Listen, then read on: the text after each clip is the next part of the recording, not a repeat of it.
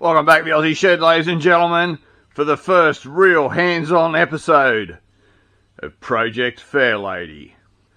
I've been attacking various things on the car just to try and get my bearings, you know, on the whole sort of a project. Just kind of getting familiar with the whole vehicle, working out, you know, a bit of a plan of attack, how I'm going to approach things, what's going to sort of work for me as far as, you know, use of the shed and all that sort of stuff, and just really getting a feel for the car. So I've been working at the back, I've been working in the middle, and I've been working at the front. But at the moment, I'm actually working in the front. So how about I just take you through front to back and just show you the stuff that I've been doing. So at the moment in the front there, what I'm trying to do is get rid of the old rusty battery tray so I can have a look underneath it and see if there's any rust damage that goes further down into the vehicle. I do have a new battery tray ordered. As I mentioned in the previous episode, I have already ordered quite a lot of stuff for the car, but there's obviously going to be multiple orders. So part of what I'm trying to do at the moment is trying to get a bit of a handle on what parts I need. I've gone for the obvious stuff already, and now I'm going deeper. As John Holmes once said, I'm going all the way in. So let's go and have a look. So there it is, folks. That's the current situation with the battery tray. Some friggin' random relay sitting there. That's the problem with this car, folks. There's just random crap everywhere. Yeah, you can see it's seen about a day's.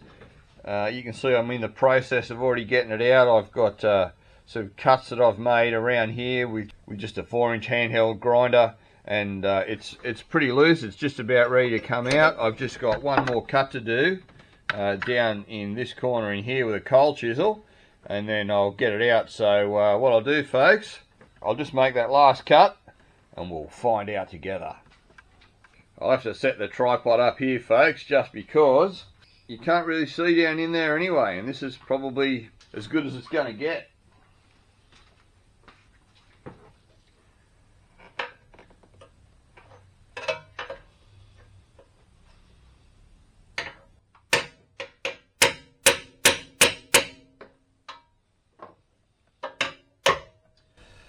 This is just friggin' awkward. Alright, we need a tool revision. That's too short. So for this purpose, folks, I think this will do just fine. I've just got a 12mm long socket and an extension bar. I've just got the cold chisel in there, so I can get a little bit of a swing up at this.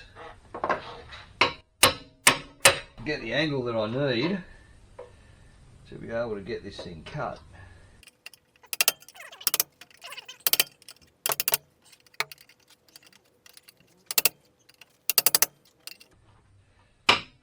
That sounds like it, folks. Alrighty, what has the Rust Fairy got for me today? Ooh. Oh, right. Actually, folks, I don't think it's too bad. There's you know, random stuff under here, of course, but that's pretty much to be expected. Alright. So there it is, folks. That's the tray. You can see the rust goes right through on it. So let's have a bit of a look, eh? Down in our lower panel now, there's a bit of surface rust on everything, but doesn't seem too bad. Tell you what I'll do, folks, I'll get in there with a vacuum and I'll have a bit of a scrape, and that way we'll be able to get a bit of a look at it. So I'll just turn the camera off and I'll turn it back on when I've got it cleaned up a bit, so we can assess it a little bit better together. Alrighty. Alright, folks, I've been in here and I've given it a bit of a clean up, and as you can see, it's all looking pretty bloody good in there. All that surface rust is now gone. There's a bit of little bit of pitting, but none of it's very deep. It should be absolutely fine. So what I'll do now, folks, is I'll give it a bit of a hit with some rust converter, and then I'll probably just brush on a bit of primer over the top of it, and it can stay that way until we pull the motor out and finish it all off properly and put the new piece in. But I'm pretty happy with that. Certainly a good outcome from what could have been absolutely bloody terrible. So these are our pieces here again, folks. That's what we've pulled out. There's the pieces I picked off the side once I got that main section there out, you know. But yeah, pretty rooted, but as I say, you can buy this new still from Nissan.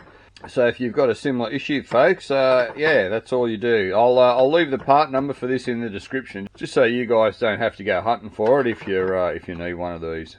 Alrighty, next. Alright, so let's head to the middle of the car, folks, now to have a look what I've been doing in there. So other than just general cleaning, folks, what I've done is a bit of heavy maintenance on this driver's seat. There was a big issue with this seat when I bought the car, and it's made it really hard to even sit in it and move the vehicle due to the way the seat was sitting.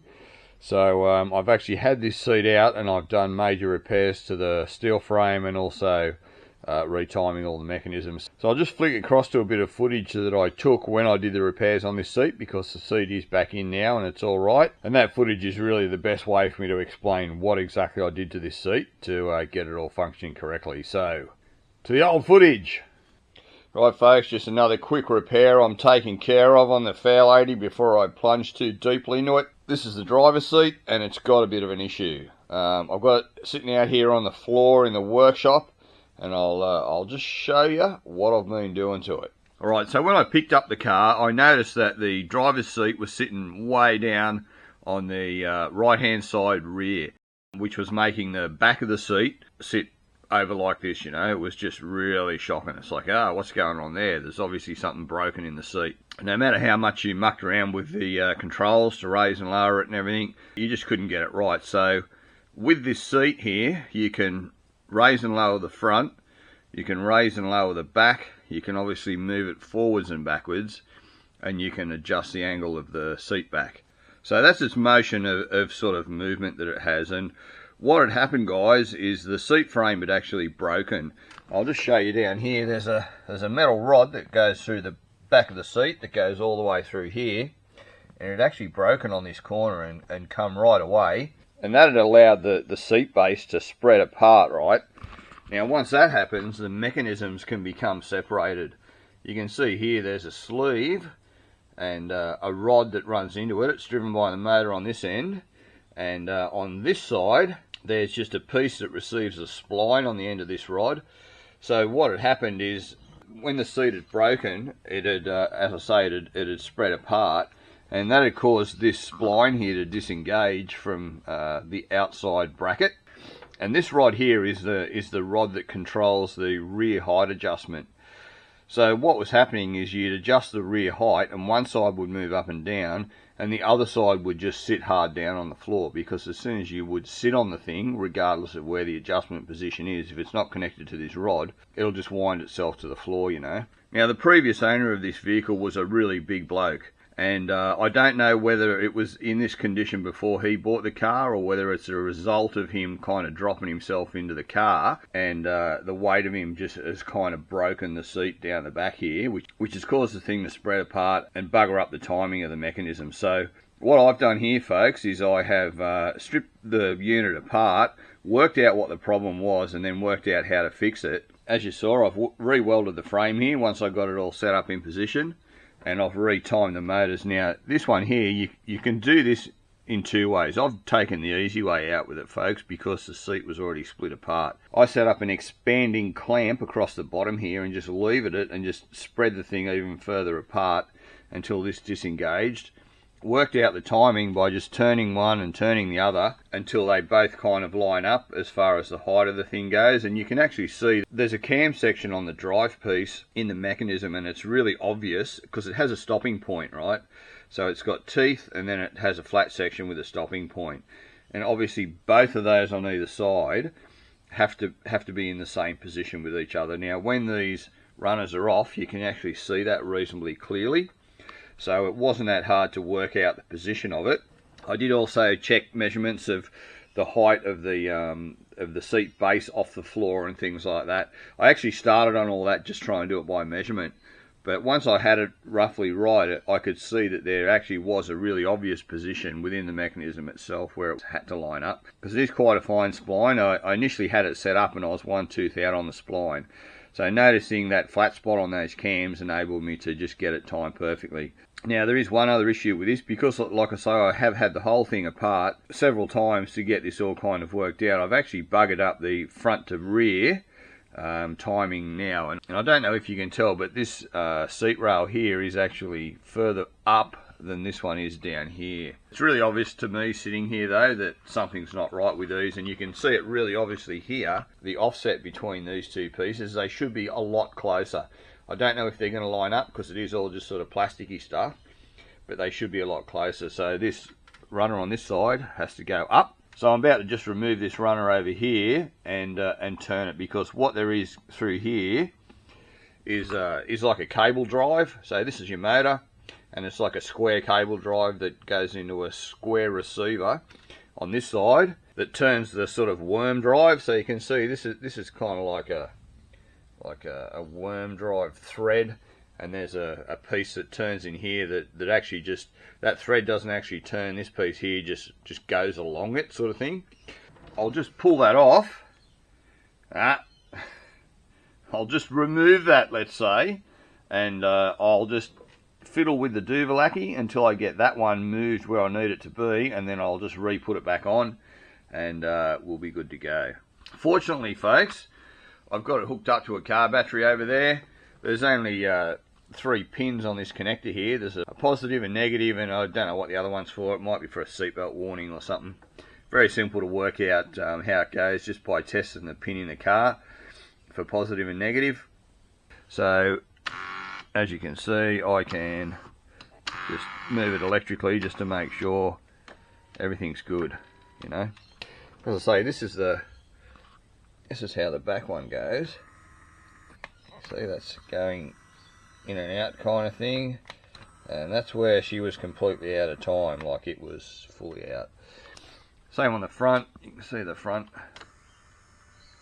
comes up and down, and they, as you'd expect, all this stuff needs to be timed properly. If one side's been disconnected for the other and been shifted for whatever reason, it needs to be all retimed. So I'll get this runner off, and I'll have a bit of a fiddle with it. Like I say, folks, it's just a matter of turning these to get everything to line up. Coming up a little bit on that side. Hopefully I'll be somewhere near it. Oh, I think I've gone too far looking at that.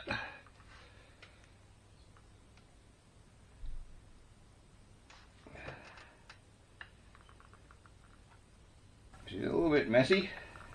This is the hardest thing, folks, getting this bloody square drive to line up.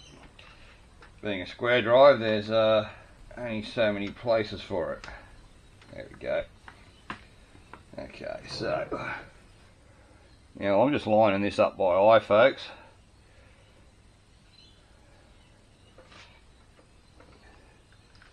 I'll get this bolt in and we'll have another look at it. I don't think that's right. Still appears to need to come up more. I'll just go and grab something, folks, that I think will help me out a bit here. So this is just one of my old builder squares, folks. So this should give me an accurate idea as the relationship between these. There's a little bit of movement in this, but not a great deal. Not enough that it's going to affect it. I've got a straight edge down this side. All I've got to be doing is square off to the top here, check it on the bottom, and I should be pretty right. And as you can see, there's still quite a difference between these two. I'll get that wound up to match it, and we'll do some more testing.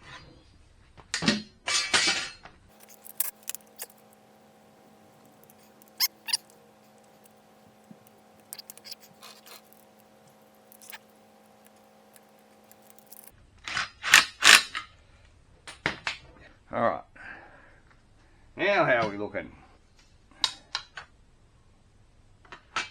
That's looking a lot better. I think I may have actually come up a little bit too far now.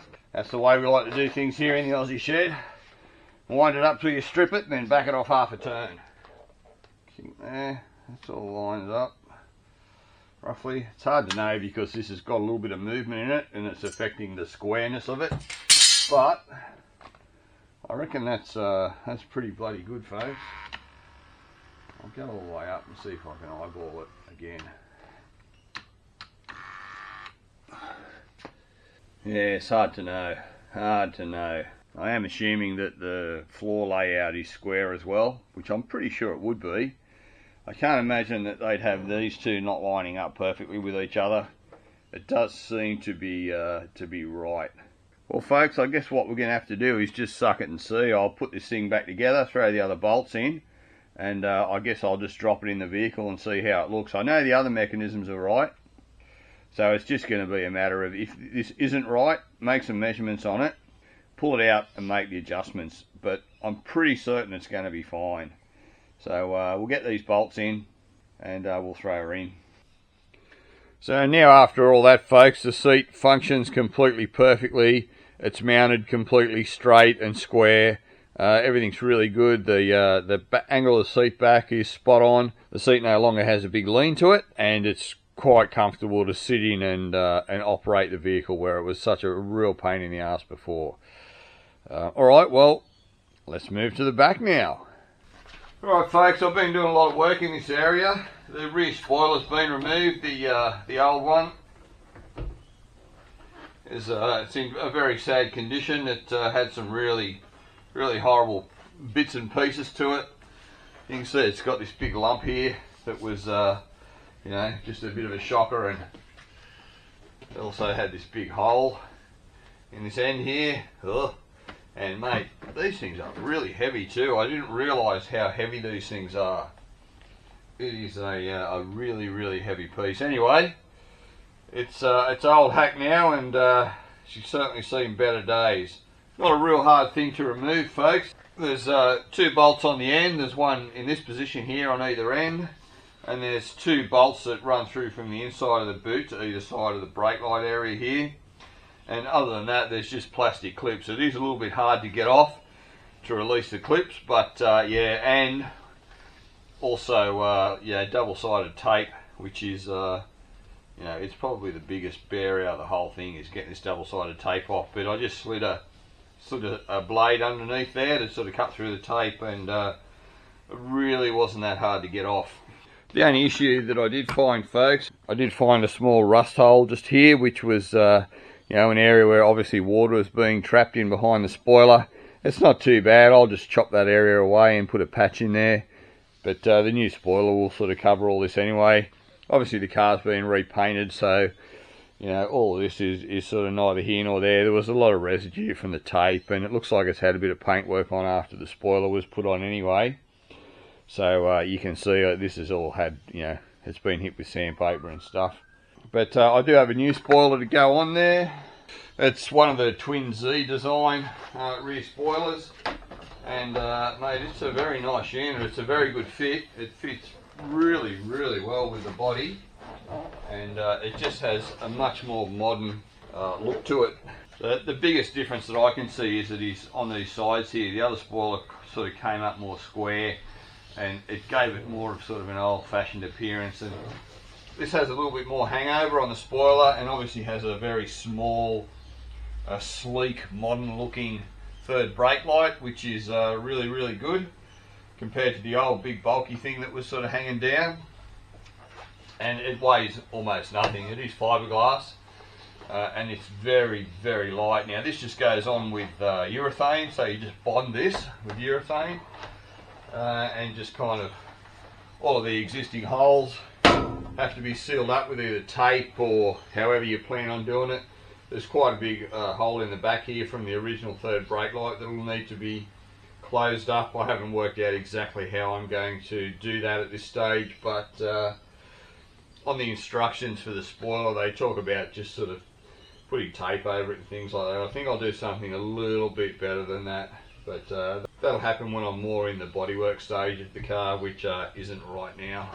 You can see the tail lights and the centre panel have been removed now, folks. I've done that just to keep them safe. They're a new item that was on the car, only a fairly recent addition, I would assume. They were quite a bit of a pain to get out. The centre panel's not too bad. It's just got sort of some pads that go on to sort of seal it, but the tail lights use the sort of butyl rubber tape that comes with the units, and it's basically like windscreen sealant but thicker. And once it's on there, it's very hard to get off. But cleans up with a bit of wax and grease remover. Nothing too hard about that. Just undo the nuts on on the studs on the tail lights on the inside, and just sort of slowly lever it off and it will just sort of come away. But yeah, starting to sort of expose all the bits and pieces, and I've also stripped out the entire hatch area, so I'll get the hatch open and we'll have a look inside. Now there's quite a lot of stuff to go over in here, folks. It's all actually pretty good. I didn't really find anything too horrible. Even the spare tyre well down there, it's got a little bit of light surface rust on it. Nothing that's a problem. There's no rust repairs that need to be done in that area. It just needs the paintwork tidying up a little bit. I have put a lot of effort into cleaning this out. I've vacuumed it and, you know, sort of wiped over most of it with wax and grease remover just to make it sort of a nice clean area. I've gotten rid of a lot of redundant wiring for things. It still had the sort of little amps, I assume they are, in the back of the speaker boxes here, because it does have the Bose speaker package in it, so it has all the little Bose amps in with the speakers and all that sort of stuff. You can see the fuel pump wiring's been modified here, folks. It looks like they've run an earth from the wire, which looks like it's the earth from the fuel pump controller. And my understanding, just on some very brief research that I've done, is that allows the fuel pump to run at full bore all the time, rather than relying on the fuel pump controller, which with a modified engine, from my understanding, can be a little bit problematic. But it's been done in a pretty shit fashion. Like, for a start, they've used a red wire going to earth, which is, you know, not really what you want to do ideally. All the wiring is red. And the way they've done it is they've just sort of created this sort of little subloom where they've just pulled the connector apart so that they have access to this point on the connector, and just introduced all these new wires and stuff in there which don't need to be there. Or you could simply avoid all of this by just splicing into that earth wire in the back of the connection, because there is only 3 wires, and just taking that to an earth and then reconnect the 2 halves of the connector together.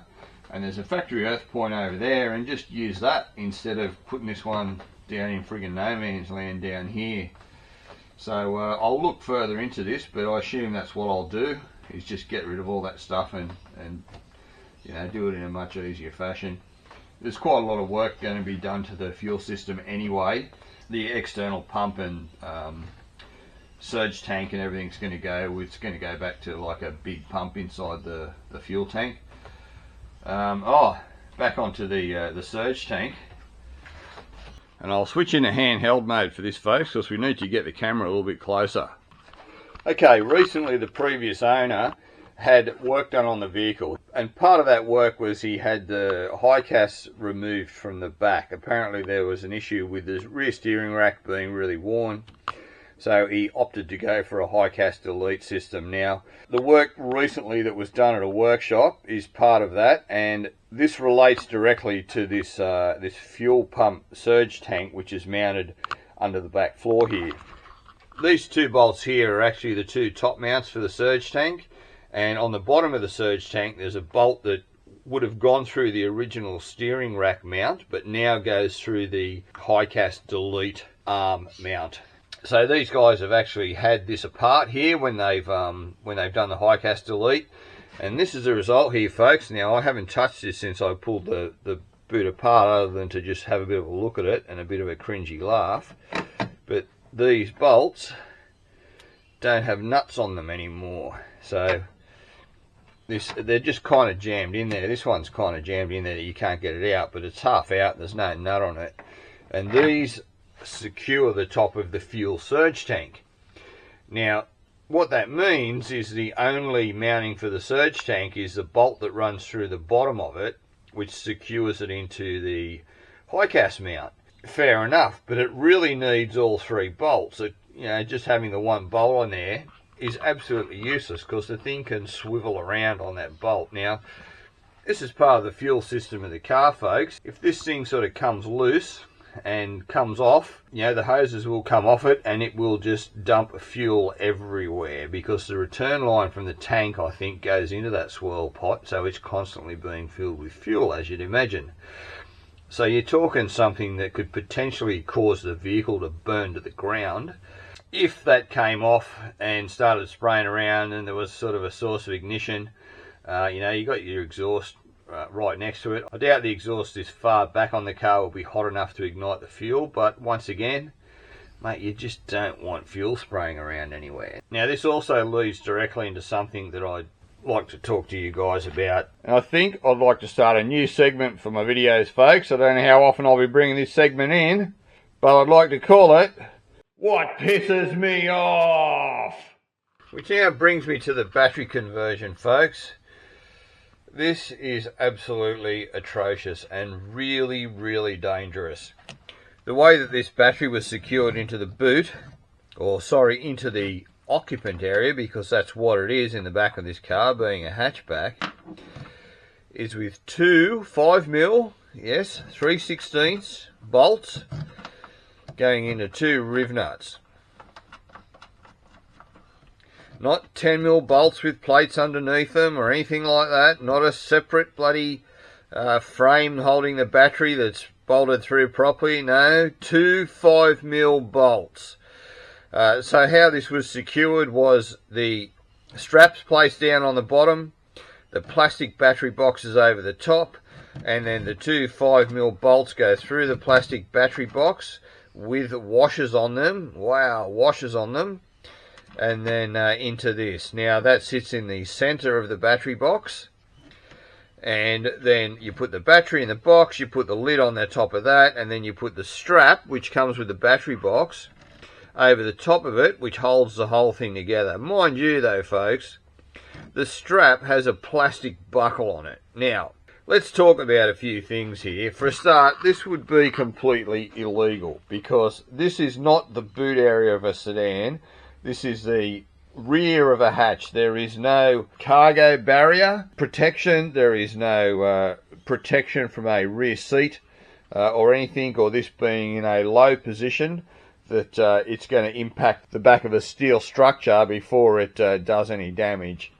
In the event of a car accident, this thing will go hurtling into the passenger compartment. It will take out either the driver or the passenger, and it will continue to keep going through the windscreen and probably into the other vehicle if you're in a situation where you had a head-on, and it would probably kill the person either driving or passenger in that car, and continue through, possibly kill their passengers, and then even continue through further and possibly take out some pedestrians. Now you're probably thinking, Trevor, that's a bit ridiculous. What are you talking about? Well, the mass of a vehicle increases with acceleration, as far as my understanding is. And basically what I've always been led to believe is that an object in a motor vehicle increases in mass equivalent to 20 to 30 times its weight, depending on the speed of the vehicle. Okay, so this battery weighs 20 kilos.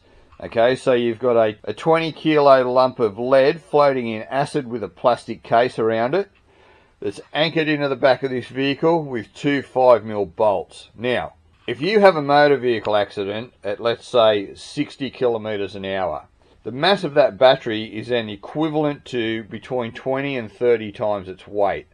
So if it weighs 20 kilos, it's now somewhere in the realm of between 400 to 600 kilos in weight due to the velocity.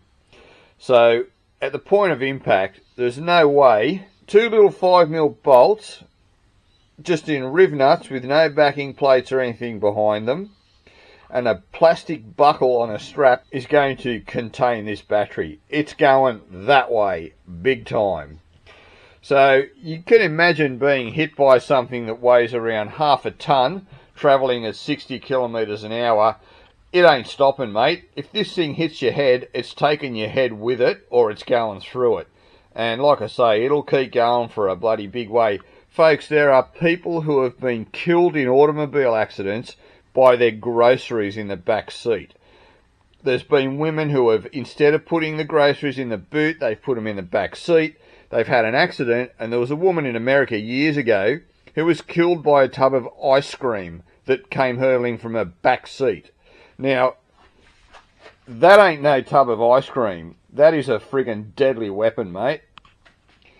So, as I say, the person who installed this friggin' battery and did the high gas thing with this fuel swirl pot arrangement, needs a friggin' giant kick up the arse. Like, honestly, I think they've put themselves in a position where they could be sued in the event of an accident, at the very least. Now, I've personally done some battery conversions and other things like this, and there are a hell of a lot of rules and regulations around it.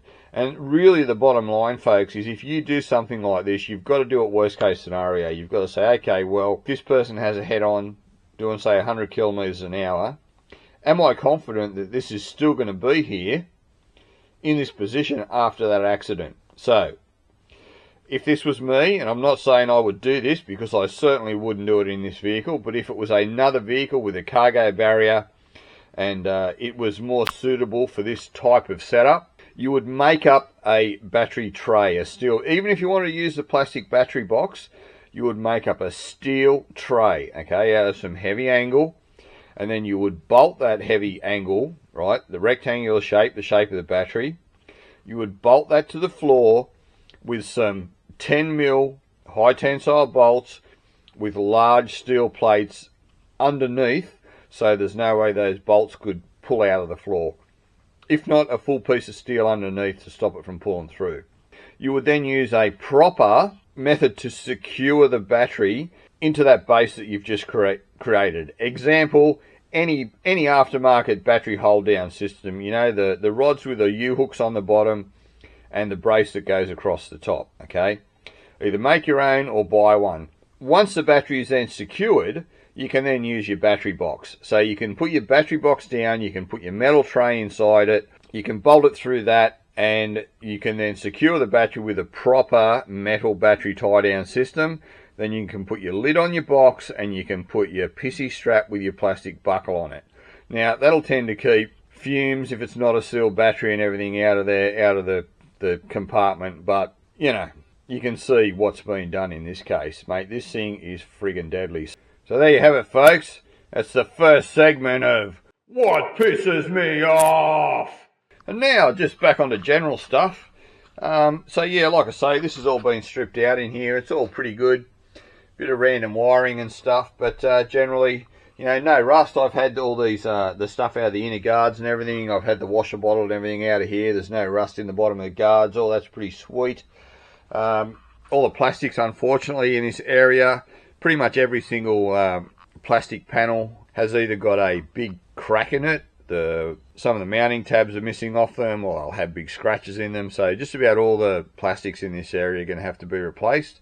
Hopefully I'll be able to find some good used second-hand ones of those, just to try and cut down costs a bit of buying new panels. It was actually pretty easy to get all this stuff out of here, folks, too, because most of it wasn't held in properly. Say if the plastic panel had 4 fixing points, there may have been 1 or 2 that had a bolt in them, or less due to the fact that some of the tabs were broken off, etc, etc. I imagine driving this vehicle, apart from all the dashboard rattling and everything like that, all these rear plastics would have made a huge amount of noise as well, because you know, as I say, none of it was sort of held in properly.